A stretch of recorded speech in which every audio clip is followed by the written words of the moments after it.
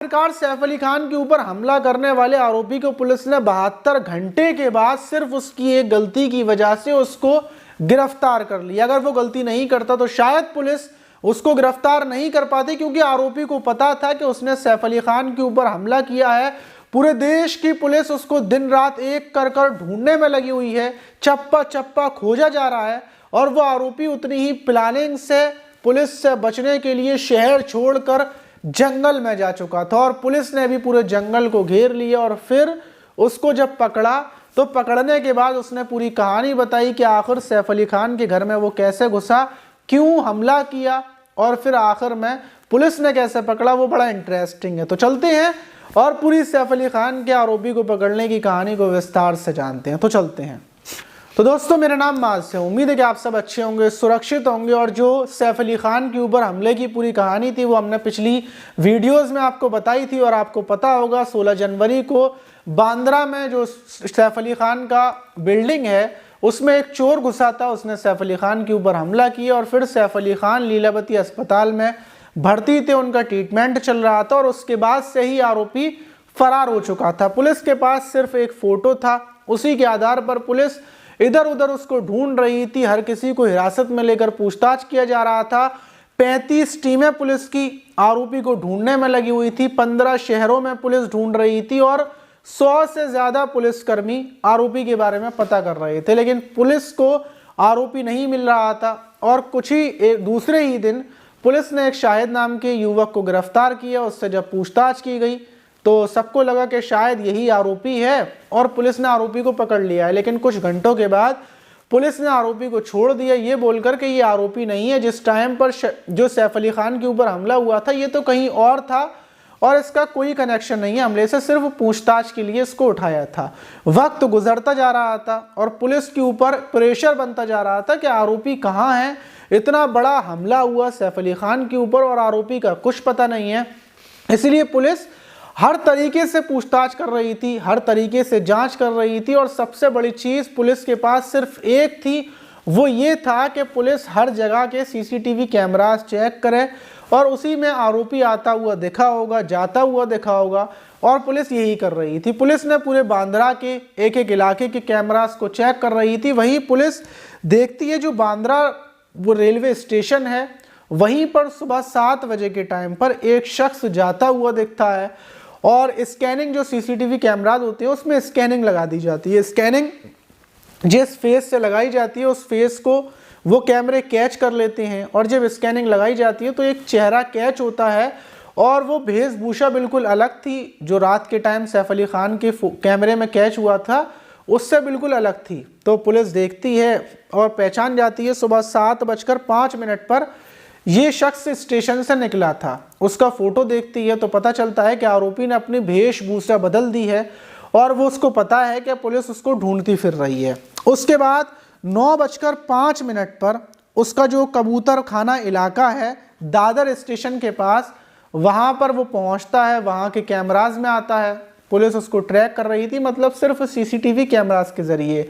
और वहाँ वो एक मोबाइल की दुकान पर जाता है और वहाँ से एक नेक बैंड खरीदता है अपने गले में डालने के लिए, ब्लूटूथ, मतलब जिससे वो बातचीत कर सके। और वहाँ से निकल जाता है 10:33 पर। फिर एक वो टी फूड स्टॉल में जाता है और कुछ खाता है और वहाँ पर गूगल पे से पेटीएम कर निकल जाता है। पुलिस की टीमें वहाँ दुकान पर पहुँचती हैं, पता करती हैं कि उसने किस आईडी से गूगल पे किया था, इसके बारे में पता किया जाता है। और पुलिस के पास उसकी फ़ोन पे की आईडी थी, उसको पुलिस ट्रेस कर रही थी। और उसी बीच पुलिस को एक फ़ोटो और मिलता है, वो 9 जनवरी का था। और जो अंधेरी है, अंधेरी रेलवे स्टेशन है, वहाँ से उसको एक बाइक रिसीव करती है और आगे ले जाकर उसको उतार देती है, ड्रॉप कर देती है। फ़ौरन जो बाइक का नंबर था उससे बाइक को ट्रेस किया जाता है। बाइक के मालिक तक पुलिस पहुंचती है, पता करती है कि जो तुम्हारी बाइक पर बैठा हुआ था वो कौन था, तुम्हारा उससे क्या कांटेक्ट है, कौन है।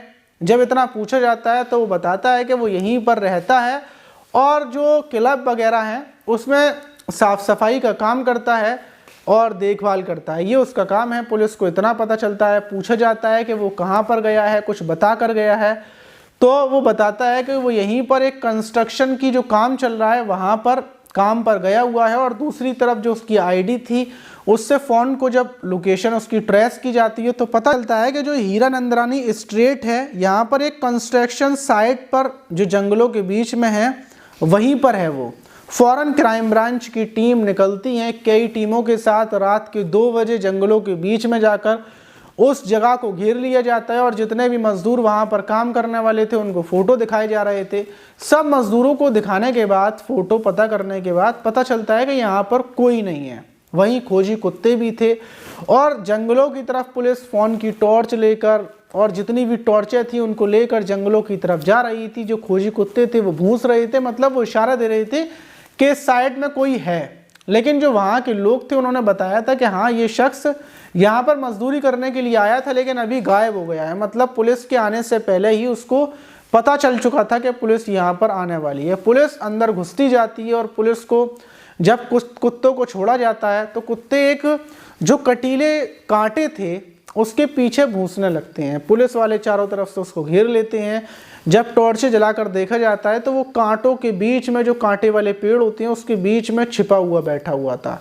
पुलिस उसको निकालती है, और 2 घंटे की मेहनत के बाद उसको कटीले कांटों वाले पेड़ों से बाहर निकाला जाता है, जिसमें पुलिस वाले भी घायल हो जाते हैं। और पकड़कर पुलिस वाले जैसे ही उसके चेहरे पर टॉर्च मारते हैं तो वो वही आरोपी था जो सैफ अली खान के घर पर था और जिसको बाहर कई बार स्कैन किया गया था उसके चेहरे को। फ़ौरन इसको गिरफ्तार कर लिया जाता है। चारों तरफ सूचना हो जाती है कि आरोपी गिरफ्तार हो चुका है। अब उसको हिरासत में लाया जाता है। अब पूछताछ करने के लिए जब पुलिस लाती है, उससे नाम पूछती है, तो वो कभी अपना नाम इसहाक बताता, तो कभी अपना नाम विजय रॉय बताता, कभी दास बताता। ऐसे वो अलग अलग नाम बताता है। उसके पास उसकी खुद की कोई आईडी नहीं थी, सिर्फ वो ऐसे ही नाम बता रहा था। जब उससे सख्ती से पूछताछ की जाती है तो वो अपना नाम बताता है मोहम्मद शफीरुल इस्लाम शहजाद, जो उसने अपना नाम बदल दिया था और विजय दास रख दिया था और यहीं पर रह रहा था। और वो बताता है कि 5-6 महीने पहले ही वो मुंबई आया था, लेकिन 10 दिन पहले मुंबई से बाहर चला गया था, और फिर उसके बाद अभी जो ये 16 जनवरी है तभी वो मुंबई आया। और मुंबई आने के बाद वो सैफ अली खान के घर घुस गया था। उसको नहीं पता था कि वो सैफ अली खान का घर है, क्योंकि जब वो निकल कर जा रहा था चोरी के इरादे से तो उसने देखा कि जो गार्ड है वो सो रहा है, और इसी का फ़ायदा उठाकर वो घर के अंदर घुस गया। तभी वो छोटा सा चाकू लेकर घुसा था। अगर उसको पता होती कि इतना बड़े पैसे वाले का घर है तो वो बड़ी तैयारी से जाता या फिर जाता ही नहीं। और जब उससे पूछा जाता है कि वो यहाँ पर क्या करता है तो वो बताता है कि वो जो ये क्लब वगैरह होती हैं, क्लब में लोगों को खाना वगैरह देना, जो भी उसको काम मिल जाता है क्लब में वो करता है। 5-6 महीने तक उसने वो काम किया, और उसके बाद वो बाहर मुंबई से जो बाहर इलाका है वहाँ पर रहकर कामकाज कर रहा था। यही सब कुछ वो करता है। फिलहाल में पैसे ख़त्म होने की वजह से चोरी करने के लिए घुसा था। और फिर जब उसने 3 महिलाओं को देख लिया जो जाग गई थी, तो उनके रोकने के लिए उसने चाकू निकाला और सैफ अली खान ने उसके ऊपर हमला कर दिया, और उसने ख़ुद को बचाने के लिए सैफ अली खान के ऊपर हमला किया था। फिलहाल में पुलिस को उसने ये कहानी बताई है। पुलिस ने जब डॉक्यूमेंट्स मांगे तो डॉक्यूमेंट्स नहीं मिले, और पुलिस ने कहा कि ये बांग्लादेशी है, लेकिन तमाम छानबीन के बाद यही पता चला है कि वो बांग्लादेशी नहीं है, वो यहीं का नागरिक है जिसका नाम शहजाद है। पूरा नाम शफीरुल इस्लाम है। तो अब इसके ऊपर पुलिस कल इसको कोर्ट में पेश किया जाएगा, और उसके बाद इसके ऊपर तमाम धाराओं में केस दर्ज कर इसको जेल भेज दिया जाएगा। वहीं सैफ अली खान की हालत बिल्कुल ठीक ठाक है। डॉक्टरों ने कहा कि अगर जो ये चाकू था थोड़ा और अंदर चला जाता तो हो सकता है सैफ अली खान पैरालाइज हो सकते थे और तमाम बीमारियां भी हो सकती थी। और इस घटना से आपको ये भी पता चला होगा कि अगर कोई वीवीआईपी है, कोई एक्ट्रेस है, तो उसकी सिर्फ थोड़े बहुत हमले के बाद ही इतनी टीमें लग गई पुलिस की, 35 टीमें, हर कोई बस उसको आरोपी को ढूंढने में लगा हुआ था। लेकिन यहाँ लड़कियों के साथ रेप हो जाते हैं। अभी जो कांड हुआ था, आपको याद होगा, जो रेप कांड हुआ था कोलकाता के अंदर, उसके आरोपी को कोई सज़ा नहीं मिली, और इतने बच्चियों के साथ रेप होते हैं उनको सज़ा नहीं मिलती। तो इस टाइम पर दुनिया के अंदर सिर्फ पैसे वाला, फेमस, इसी चीज़ की वैल्यू है। गरीब इंसान की कोई वैल्यू नहीं है, कोई इज्जत नहीं है। ये वीडियो बताते बताते मुझे ऐसा ही फील हुआ। आपको क्या फील होता है ये कमेंट बॉक्स में ज़रूर बताइए। मिलते हैं किसी और वीडियो में।